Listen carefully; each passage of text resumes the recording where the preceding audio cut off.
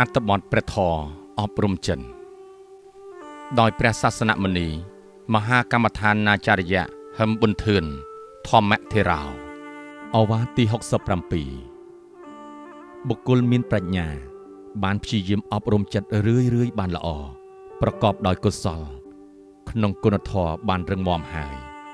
រមែងប្រព្រឹត្តដោយសេចក្តីចម្រើនទោះបីមានបញ្ហាណាមួយមករារាំងក៏អាចមានដំណើរឈានជើងទៅមុខបន្តបានដែរ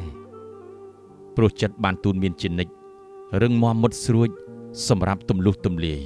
នៅបញ្ហាជាឧបសគ្គប្រចាំថ្ងៃចិត្តរឹងមាំដោយជើងទ្រទាំង4គឺ 1. ជើងខាងមុខសោរចៈស្ងប់ស្ងៀមនិងអវិហិង្សាការមិនបៀតបៀន 2. ជើងខាងក្រោយសតិ និងសម្បញ្ញៈដូច្នេះបើចិត្តបានគ្រប់គ្រងល្អហើយប្រកបដោយគុណធម៌ទាំងអស់នេះ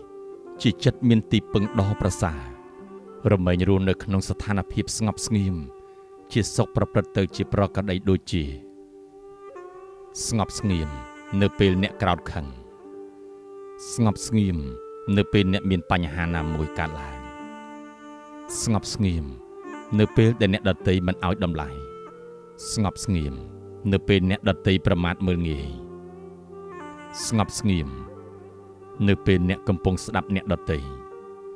ស្ងប់ស្ងៀមនៅពេលអ្នកទទួលបរាជ័យឬជោគជ័យស្ងប់ស្ងៀមនៅពេលអ្នកជួបប្រទះ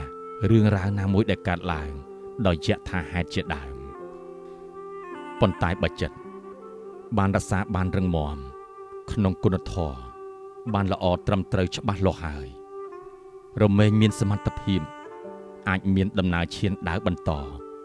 ទៅកាន់គោលដៅបានប្រកបជាក់ច្បាស់